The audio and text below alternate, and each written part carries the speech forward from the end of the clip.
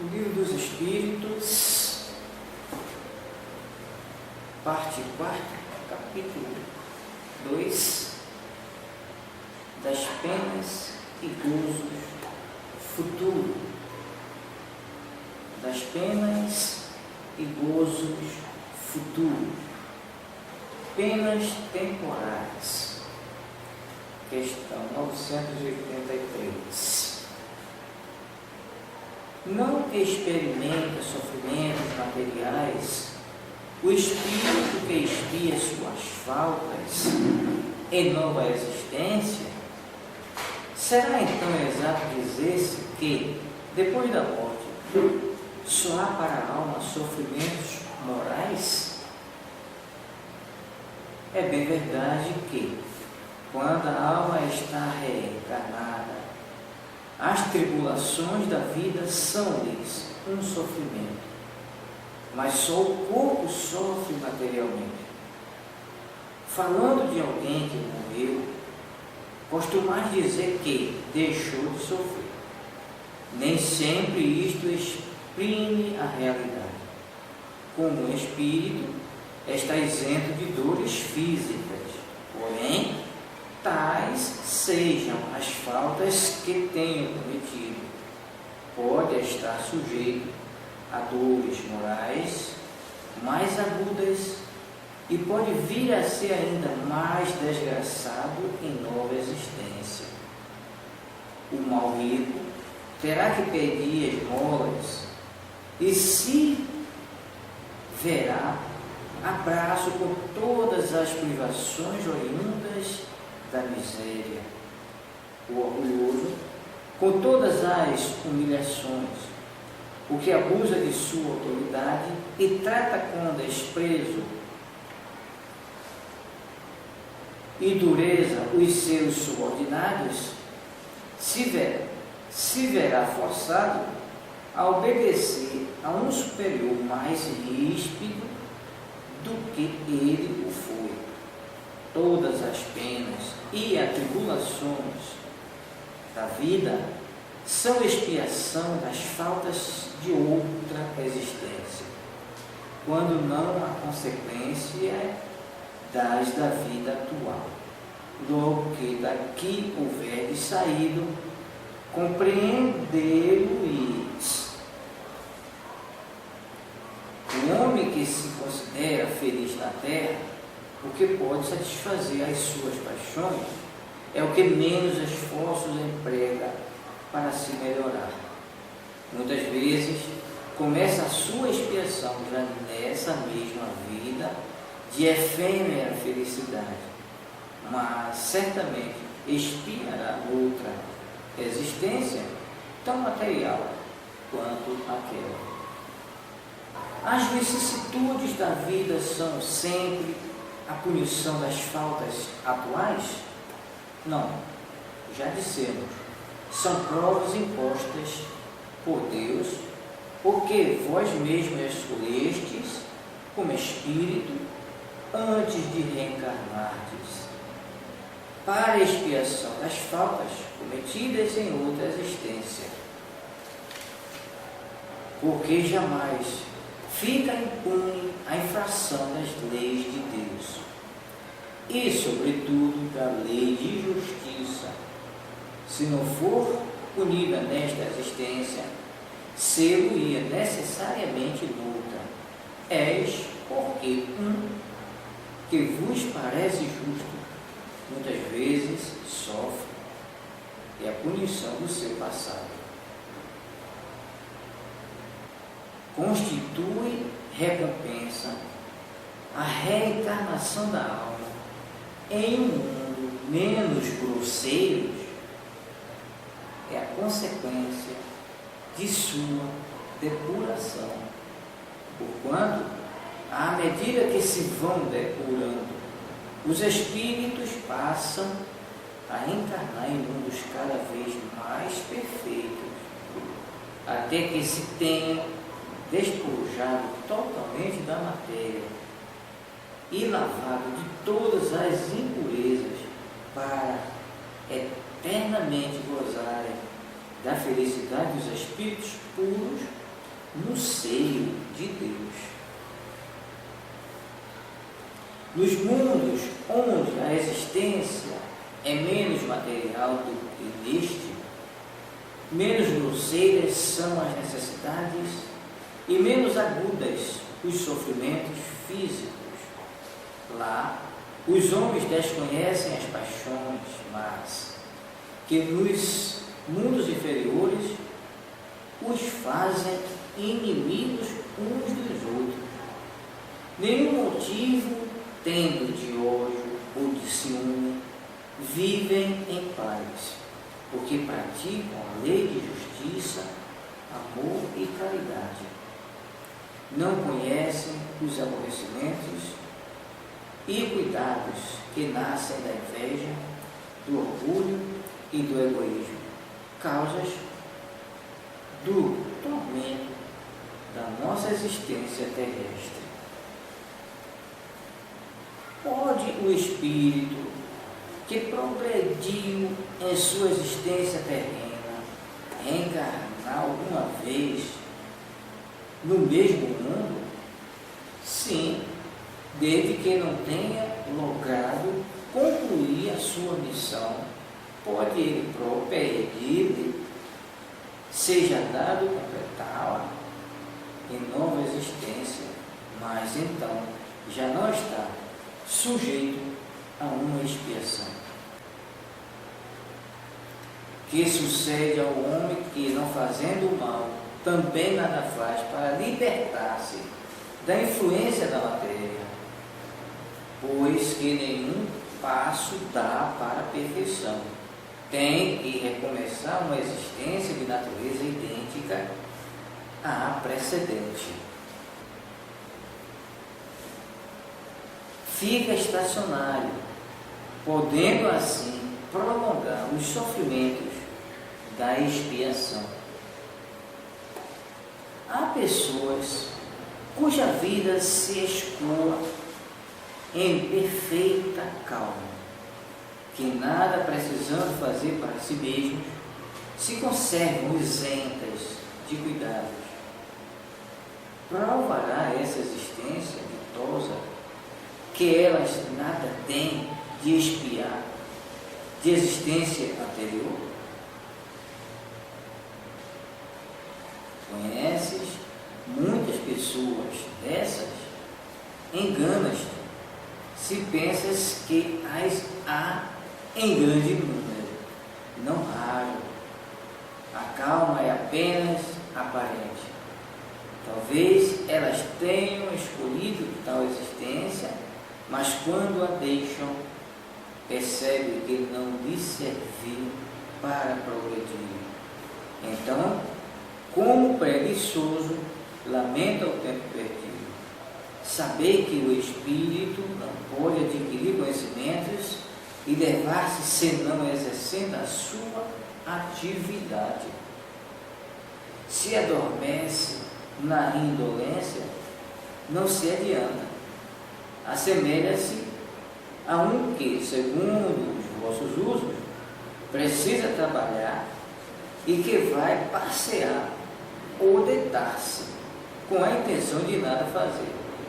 Saber também que cada um terá que dar contas da inutilidade voluntária da sua existência, inutilidade sempre fatal à felicidade futura.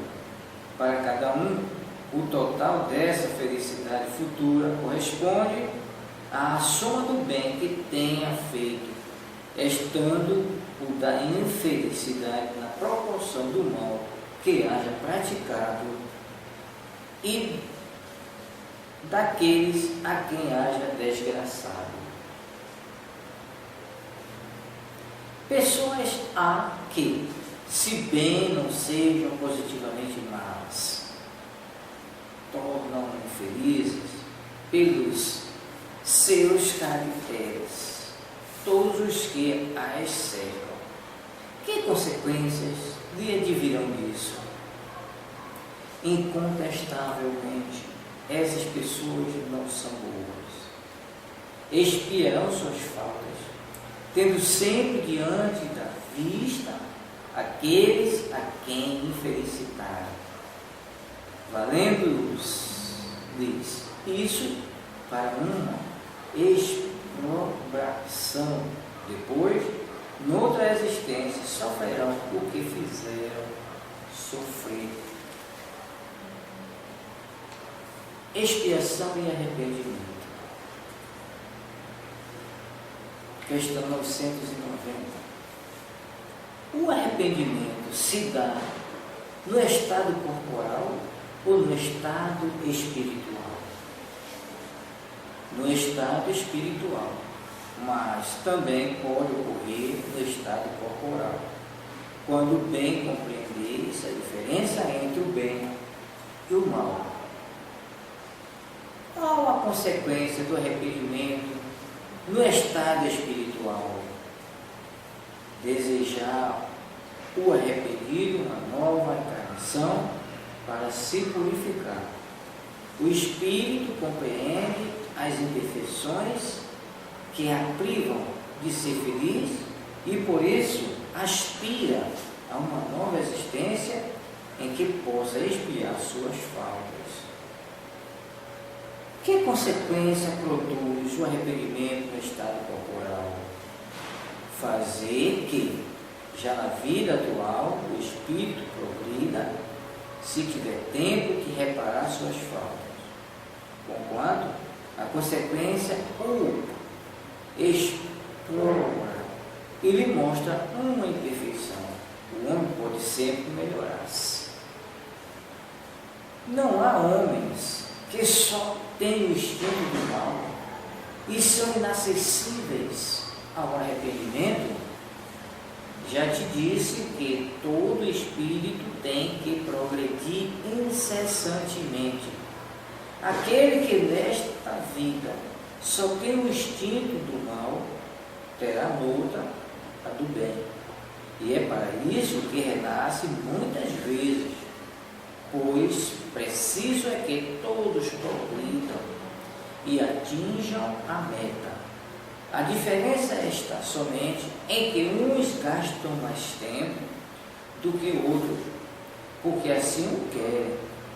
Aquele que só tem o instinto do bem já se purificou, visto que talvez tenha tido o do mal em anterior existência. O homem perverso, que não reconheceu suas faltas durante a vida, sempre as reconhece depois da morte? Sempre as reconhece e então mais sofre, porque sente em si todo o mal que praticou ou de que foi voluntariamente causa. Contudo, o arrependimento nem sempre é imediato. Há espíritos que se obstinam em permanecer no mau caminho, não obstante os sofrimentos por que passam. Porém, cedo ou tarde reconhecerão errada a senda que tomaram e o arrependimento virá para esclarecê-los. Trabalham os bons espíritos e também vós podeis trabalhar. Haverá espíritos que, sem serem maus, se conservem indiferentes à sua sorte. Há espíritos que de coisa alguma útil se ocupam, estão na expectativa, mas nesse caso sofrem proporcionalmente, devendo em tudo haver progresso. Neles o progresso se manifesta pela dor.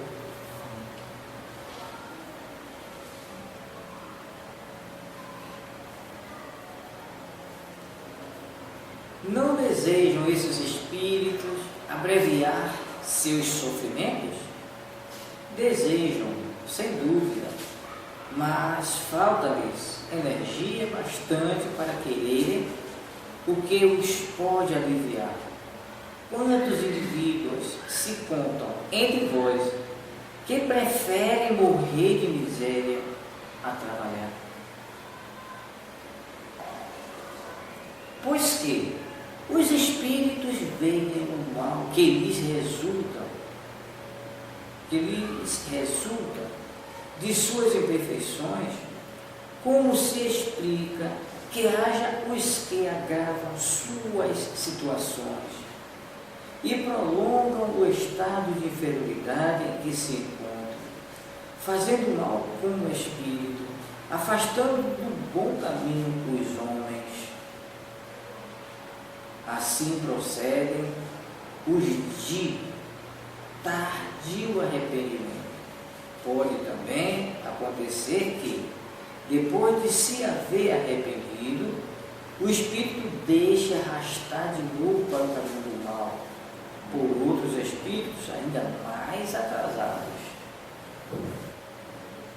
Veem-se espíritos de notória inferioridade, acessíveis aos bons sentimentos e sensíveis às preces que por eles se fazem. Como se explica que outros espíritos que deveramos supor mais esclarecidos revelam um endurecimento e um cinismo dos quais coisa alguma consegue triunfar? A prece só tem efeito sobre o espírito que se arrepende. Com relação aos que, impelidos pelo orgulho, se revoltam contra Deus e persistem nos seus desvarios, chegando mesmo a exagerá-los, como fazem alguns desgraçados espíritos, a prece nada pode e nada poderá, senão no dia em que um clarão de arrependimento se produza neles. Não se deve perder de vista que o espírito não se transforma subitamente após a morte do corpo, só viveu vida condenável, é porque era imperfeito. Ora, a morte não o torna imediatamente perfeito.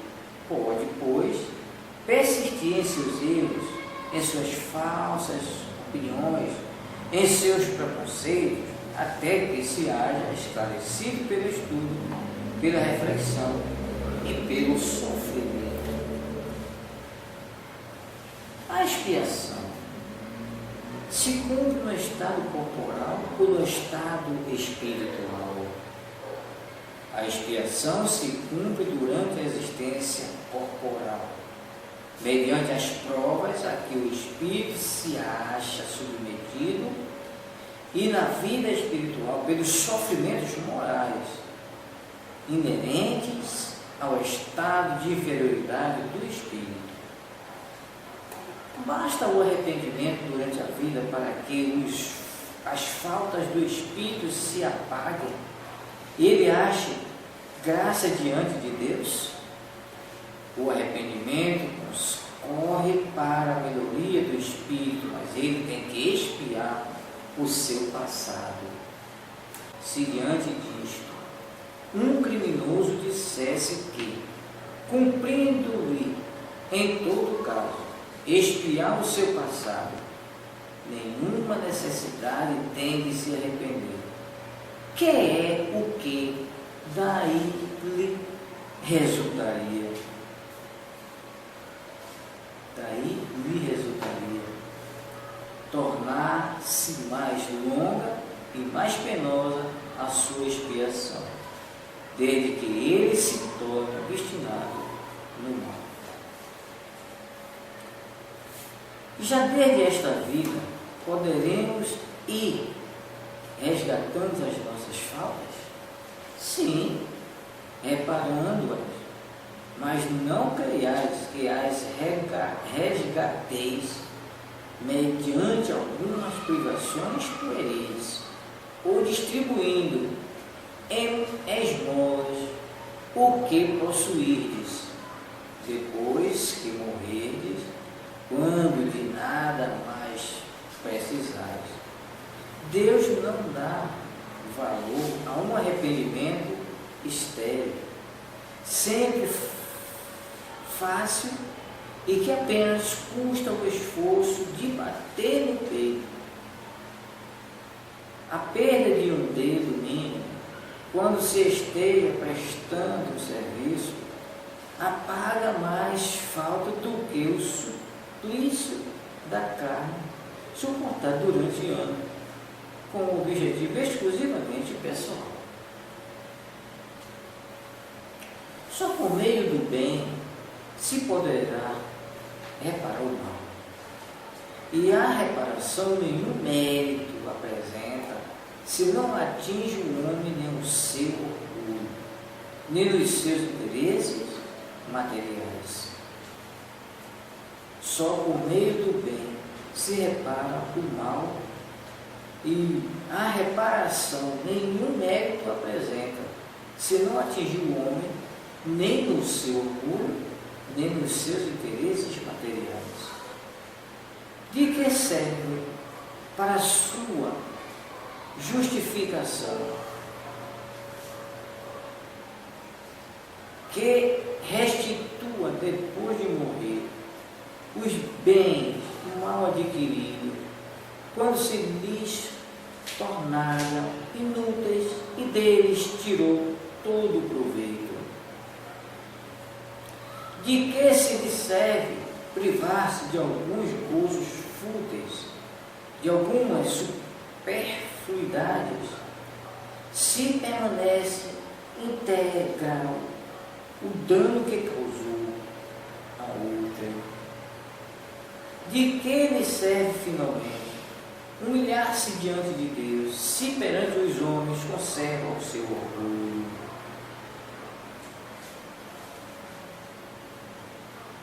Nenhum mérito haverá em assegurarmos para depois de nossa morte emprego útil aos bens que possuímos. Nenhum mérito não é o ter. Isso sempre é melhor do que nada.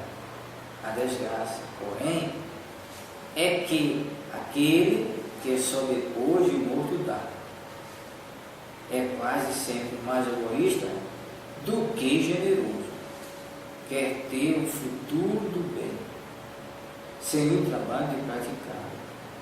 Duplo proveito tira aquele que em vida se priva de alguma coisa.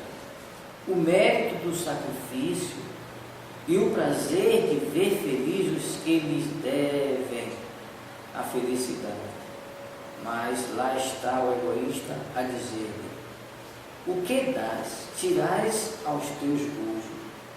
E como o egoísta fala mais alto do que o desinteresse e a caridade, o homem guarda o que possui, pretextando suas necessidades pessoais e as exigências da sua suposição. Lastima é aquele que desconhece o prazer de dar. Acha-se verdadeiramente privado de um dos mais puros e suaves gozos, submetendo-a à prova da riqueza, tão escorregadia e perigosa para o seu futuro. Ouve Deus por bem conceder-lhe, como compensação, a aventura da generosidade de que já neste mundo pôde gozar. Que deve fazer aquele que, em artigo de morte, reconhece suas faltas, quando já não tem tempo de as se reparar? Basta-lhe, nesse caso, arrepender-se? O arrependimento lhe apresenta a reabilitação, mas não o absolve. Diante dele, não se desdobra o futuro, que jamais se lhe estranca. Duração das penas futuras. Questão 1003. É arbitrária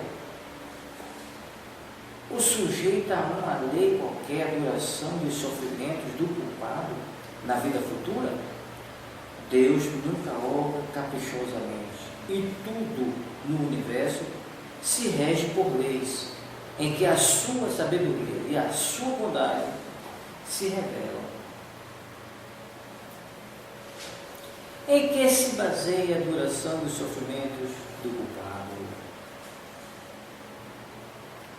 No tempo necessário ao que lhe melhore, sendo o estado de sofrimento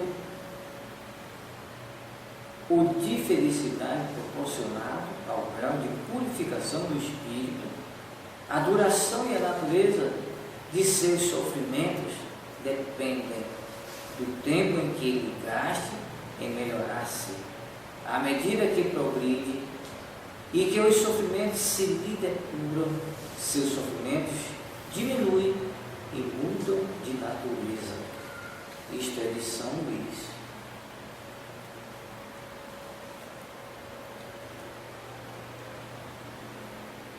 Ao espírito sofredor, o tempo se afigura tão ou menos longo do que quando estava vivo. Parece-lhe mais longo. Para ele não existe o sono, só para os espíritos que já chegaram a certo grau de purificação. O tempo, por assim dizer, se apaga diante do infinito. Poderão durar eternamente o sofrimento do espírito? Poderiam, se ele pudesse ser eternamente mal.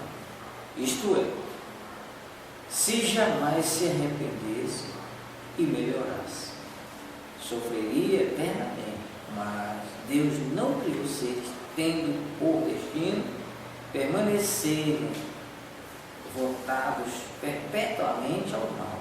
Apenas os criou a todos simples e ignorantes, tendo todos, no entanto, que progredir em tempo mais ou menos longo, conforme decorre da vontade de cada um. Mais ou menos tardia pode ser a vontade, do mesmo modo que há crianças mais ou menos precoces, porém cedo ou tarde ela aparece por efeito da irresistível necessidade que o espírito sente de sair da inferioridade e de se tornar feliz.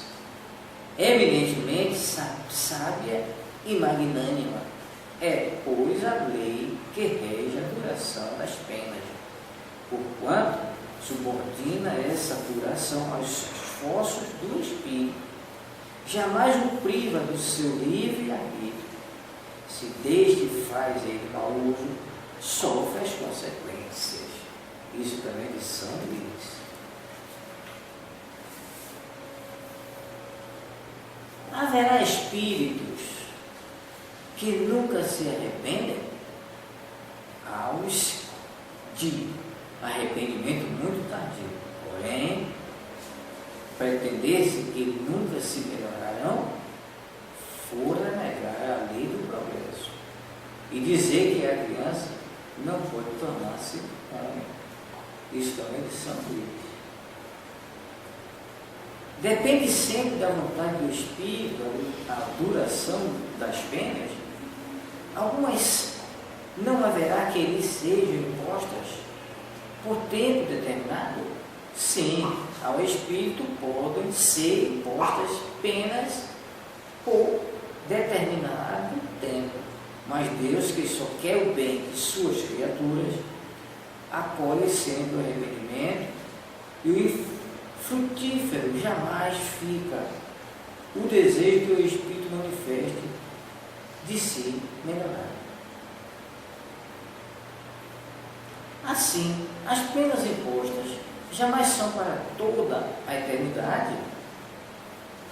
Interrogai o vosso bom senso, a vossa razão e perguntar-nos se uma condenação perpétua, motivada por alguns momentos de erro, não seria a negação da bondade de Deus, que é, com efeito, a duração da vida, ainda quando de 100 anos, em face da eternidade. Eternidade, compreendeis bem esta palavra? Sofrimentos, torturas sem fim, sem esperanças, por causa de algumas faltas. O vosso juízo não repele semelhante ideia?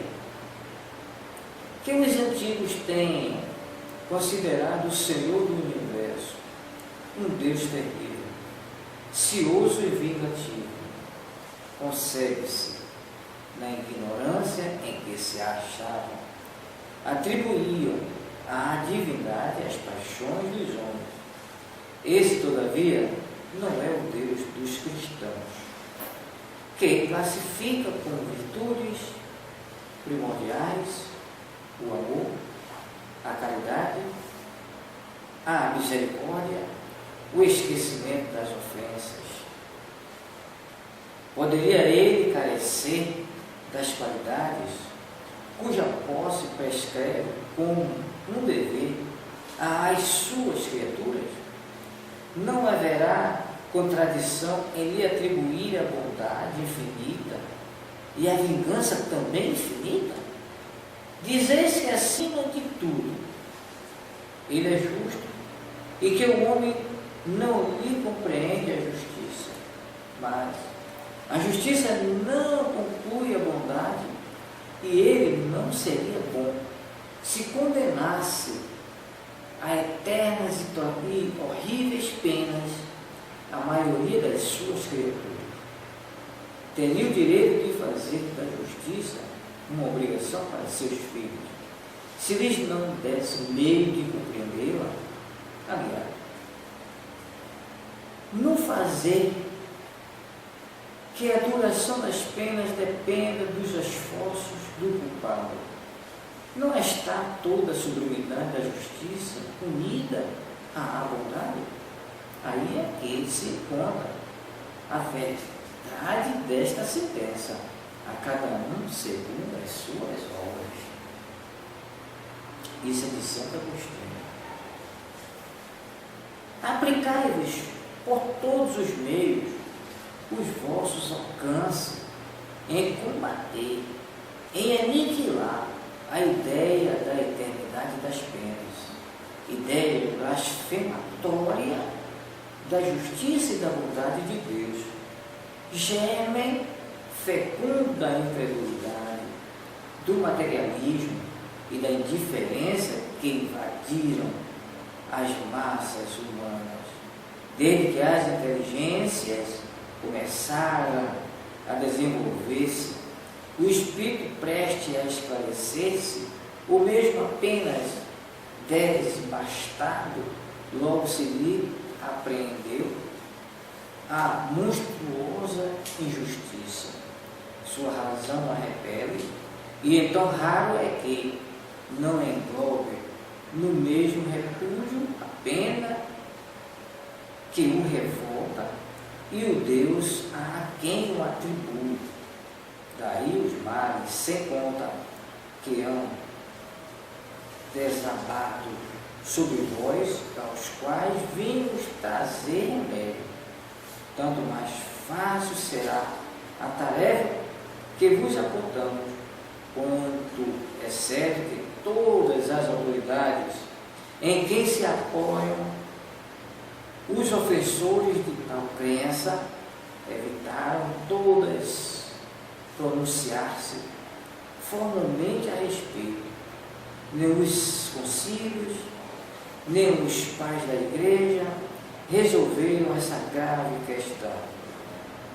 Quanto embora, segundo os evangelistas, e tomadas ao pé da letra as palavras emblemáticas do Cristo, ele tem ameaçado os culpados com um fogo que se não extingue, com um fogo eterno. Absolutamente nada se encontra nas suas palavras capaz de provar que os haja condenado eternamente. Pobres ovelhas desgarradas, aprendei a ver aproximar-se de vós o bom pastor, que longe de vos banir para todo o sempre de sua presença, vem pessoalmente ao vosso encontro para vos reconduzir ao aprisco. Filhos pródigos, deixai o vosso voluntário exílio, encaminhai vossos passos para a moradia paterna. O Pai vos estende os braços e está sempre pronto a festejar o vosso regresso no seio da família. Isso aqui é de Lamenais, espírito chamado Lamenais. Guerras de palavras. Ainda não basta o sangue que tendes feito correr. Será ainda preciso que se reacendam as fogueiras? Discutem sobre palavras, eternidade das penas, eternidade dos castigos. Ignorais então que o que hoje entendeis por eternidade não é o que os antigos entendiam e designavam por esse termo. Consulte o teólogo, as fontes e lá descobrirá, como todos vós, que o texto hebreu não atribuía esta significação ao vocábulo que os gregos, os latinos e os modernos traduzem por penas sem fim, irremissíveis. Eternidade dos castigos corresponde à eternidade do mal. Sim, enquanto existir o mal entre os homens, os castigos subsistirão. Importa que os textos sagrados se interpretem no sentido relativo. A eternidade das penas é, pois, relativa e não absoluta. Chegue o dia em que todos os homens, pelo arrependimento, se revistam da túnica da inocência, e desde esse dia deixará de haver gemidos e ranger de dentes. Limitadas tendes, é certo, a vossa razão humana, porém, tal como a entendes, ela é uma dádiva de Deus. E com o auxílio da razão, dessa razão, nenhum homem de boa fé haverá que de outra forma compreenda a eternidade dos castigos, pois que fora necessário admitir-se por eterno o mal. Somente Deus é eterno e não poderia ter criado o mal eterno. Do contrário, forçoso seria tirar-se-lhe o mais magnífico dos seus atributos, o soberano poder, porquanto não é soberanamente poderoso aquele que cria um elemento destruidor de suas obras. Humanidade. Não mergulhes mais os teus tristes olhares nas profundezas da terra, procurando aí os castigos.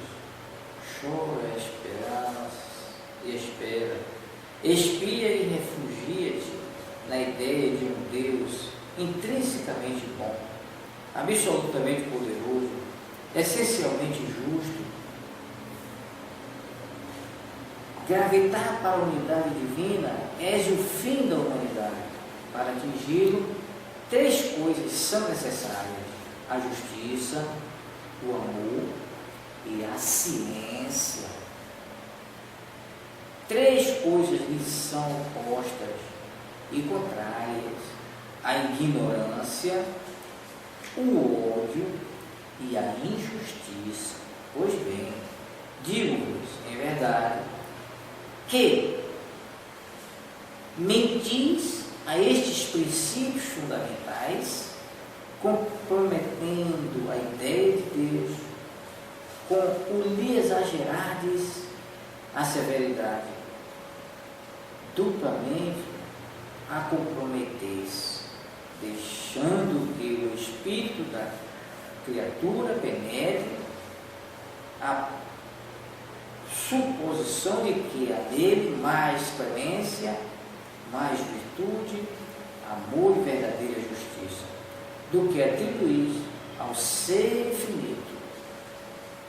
Destruís mesmo a ideia do inferno, tornando-a ridícula e inadmissível às vossas crenças, como é aos vossos corações o horrendo espetáculo das execuções, das fogueiras e das torturas na Idade Média, pois que, quando banida se acha para sempre destas invasões humanas, a era das cegas represálias é que esperais mantê-la no ideal.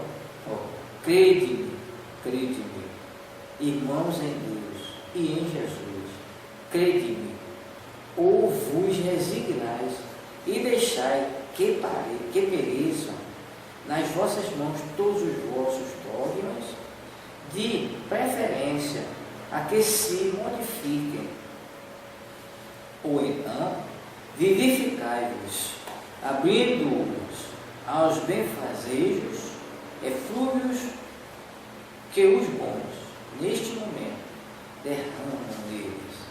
A ideia do inferno, com as suas fornalhas ardentes, com as suas caldeiras a ferver, pode ser tolerada, isto é, perdoável, num século de ferro. Porém, no século XIX, não passa de vão fantasma próprio, quando muito para amedrontar criancinhas, e em que estas, crescendo um pouco, logo deixam de crer. Se persististes nessa mitologia aterradora, engendrais a incredulidade, mãe de toda a desorganização social. Tremo, entrevendo toda uma ordem social abalada e a ruir sobre os seus fundamentos, por falta de sanção penal. Homens de fé, ardente e viva, vanguardeiros do dia da luz, mãos à obra, não para manter fábulas que envelheceram e se desacreditaram, mas para revivificar a verdadeira sanção penal, sob formas condizentes com os vossos costumes, os vossos sentimentos e as luzes da vossa época. Quem é com efeito culpado? É aquele que, por um desvio, por um falso movimento da alma, se afasta do objetivo da criação, que consiste no culto harmonioso do belo, do bem, idealizando pelo arquiteto humano, pelo homem de Deus, por Jesus. Que é o castigo? A consequência natural derivada desse falso movimento, uma certa soma de dores necessária a desgostá-lo da sua deformidade pela experimentação do sofrimento. O castigo é o aguilhão que estimula a alma pela amargura e a se dobrar sobre si mesma e a buscar o porto de salvação. O castigo só tem por fim a reabilitação, a redenção. Querer o eterno por uma falta não eterna é negar toda a razão de si. Em verdade vos digo, em verdade vos digo, cessai de pôr em paralelo na sua eternidade o bem essencial do Criador com o mal essencial da criatura. Fora criar uma penalidade injustificável, afirmar, ao contrário, o abrandamento gradual dos castigos e das penas pelas transmigrações e consagreis a unidade divina, tendo unidos o sofrimento e a razão. Isso é de Paulo, apóstolo. Com o atrativo de recompensas e temor de castigos, procura-se estimular o homem para o bem e desviá-lo do mal. Se esses castigos, porém, lhe são apresentados de forma que a sua razão se recuse a admiti-los, nenhuma influência terão sobre ele. Longe disso, rejeitará tudo, a forma e o fundo. Se ao contrário lhe apresentarem o futuro de maneira lógica, ele não o repelirá. O Espiritismo lhe dá essa explicação. A doutrina da eternidade das penas, em sentido absoluto, faz do ente supremo um Deus implacável. Seria lógico dizer-se de um soberano que é muito bom, muito magnânimo, muito indulgente, que só quer a felicidade dos que os cercam, mas que ao mesmo tempo é cioso, vingativo, de inflexível rigor e que pune com castigo eterno as 3/4 partes dos seus súditos por uma ofensa ou uma infração de suas leis, mesmo quando praticada pelos que não as conheciam. Não haveria aí contradição? Pode Deus ser menos bom do que seria o homem? Outra contradição, pois que Deus tudo sabe, sabia ao criar uma alma se esta viria a falir ou não. Ela hoje, desde a sua formação, foi destinada à desgraça eterna. Será isto possível, racional? Com a doutrina das penas relativas, tudo se justifica. Deus sabia, sem dúvida, que ela faliria, mas lhe deu meios de se instruir pela sua própria experiência, mediante suas próprias faltas. É necessário que expie seus erros para melhor se firmar no bem, mas a porta da esperança não se lhes fecha para sempre. E Deus faz que dos esforços que ela empregue para o conseguir, depende da sua redenção. Isto toda gente pode compreender e a mais meticulosa lógica pode admitir. Menos céticos haveria, se deste ponto de vista fosse apresentado as penas futuras. Na linguagem vulgar, a palavra eterno é muitas vezes empregada figuradamente para designar uma coisa de longa duração, cujo termo não se prevê, embora se saiba muito bem que esse termo existe. Dizemos, por exemplo, os gelos eternos das altas montanhas dos polos, embora saibamos, de um lado, que o mundo físico pode ter fim, e, de outro lado, que o estado dessas regiões pode mudar pelo deslocamento normal do eixo da Terra, ou por um cataclismo. Assim, neste caso, o vocábulo eterno não quer dizer perpétuo ao infinito. Quando sofremos de uma enfermidade duradoura, dizendo que o nosso mal é eterno, que há por de admirar em que espíritos que sofrem há anos, há séculos, há milênios, mesmo assim também se exprimam? Não esqueçamos principalmente que não lhes permitindo a sua inferioridade divisar o ponto eterno do caminho, creem que terão de sofrer sempre, o que lhes é uma punição.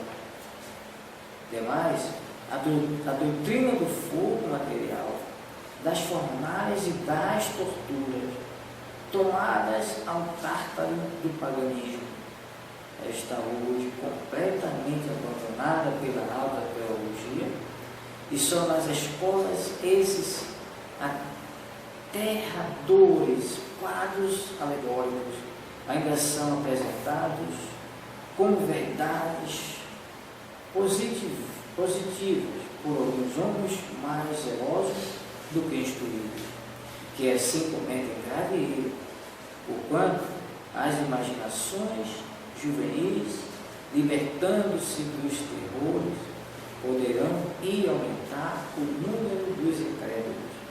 A teologia reconhece hoje que a palavra fogo é usada figuradamente e que se deve entender como significando fogo moral.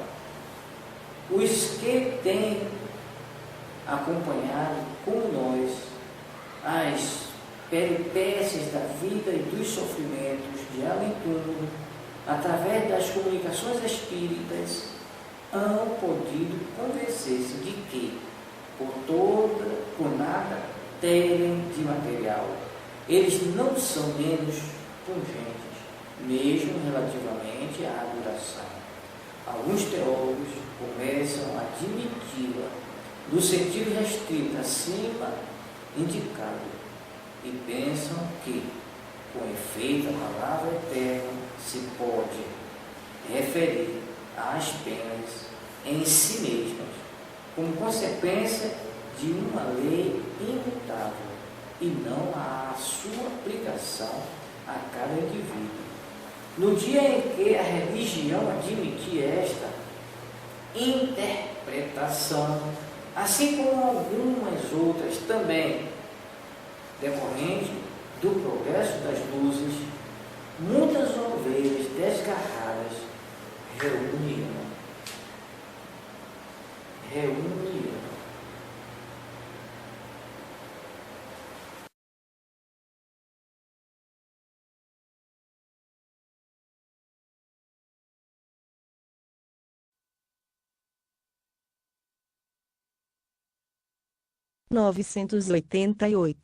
Há pessoas cuja vida se escoa em perfeita calma, que nada precisando fazer por si mesmas, se conservam isentas de cuidados.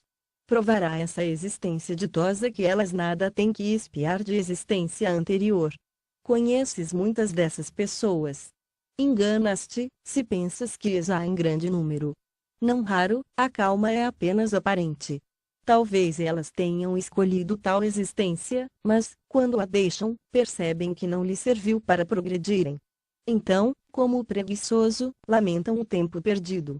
Sabei que o espírito não pode adquirir conhecimentos e elevar-se senão exercendo a sua atividade. Se adormece na indolência, não se adianta. Assemelha-se a um que, segundo os vossos usos, precisa trabalhar e que vai passear ou deitar-se, com a intenção de nada fazer. Sabei também que cada um terá que dar contas da inutilidade voluntária da sua existência, inutilidade sempre fatal à felicidade futura. Para cada um, o total dessa felicidade futura corresponde à soma do bem que tenha feito, estando da infelicidade na proporção do mal que haja praticado e daqueles a quem haja desgraçado. 992. Que consequência produz o arrependimento no estado corporal?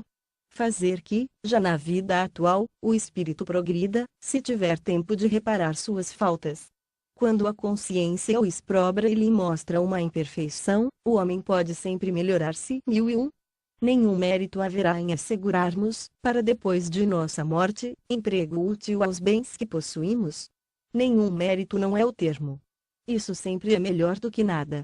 A desgraça, porém, é que aquele, que só depois de morto dá, é quase sempre mais egoísta do que generoso. Quer ter o fruto do bem, sem o trabalho de praticá-lo. Duplo proveito tira aquele que, em vida se priva de alguma coisa, o mérito do sacrifício e o prazer de ver felizes os que lhe devem a felicidade. Mas, lá está o egoísmo a dizer-lhe, o que das tiras aos teus gozos, e, como o egoísmo fala mais alto do que o desinteresse e a caridade, o homem guarda o que possui, pretextando suas necessidades pessoais e as exigências da sua posição. Lástima é aquele que desconhece o prazer de dar, acha-se verdadeiramente privado de um dos mais puros e suaves gozos. Submetendo-o à prova da riqueza, tão escorregadia e perigosa para o seu futuro, ouve Deus por bem conceder-lhe, como compensação, a ventura da generosidade, de já neste mundo pode gozar. 814.